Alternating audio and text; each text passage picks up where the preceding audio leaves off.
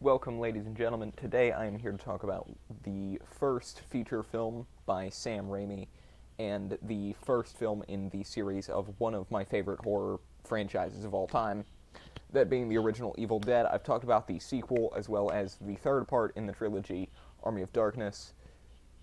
Evil Dead 1 I didn't talk about because I don't even know.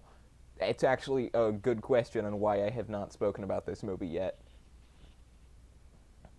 It's not on the shelf because, simply put, I don't actually have any care in my life to rewatch this film.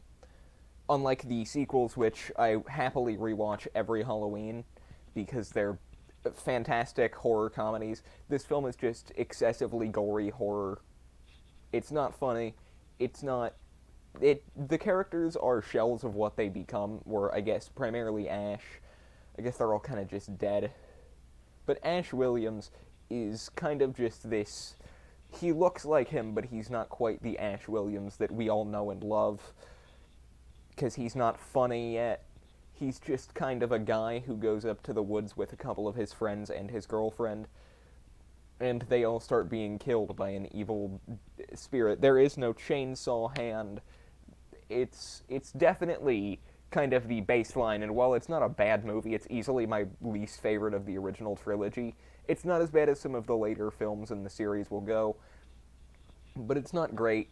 It's out of the Ash Williams saga, it's probably the weakest installment, maybe getting some maybe a fair contender would be the first season of the show, and even that's still better than this. It's not, again, it's not bad by any means. It's a great horror film. It just suffers from a few issues, some excessive scenes like the tree scene, which was pointless and just kind of excessively gory for the sake of being excessively gory. You can see a lot of staples of Raimi's writing and directing coming out that he continues to use in his current films, like extreme gore, Bruce Campbell, and screaming women. Those are staples of Raimi's style.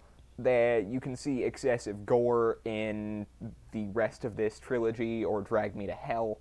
You can see screaming women in literally all of them. You can see Bruce Campbell in literally all of them. The GOAT, top three actors.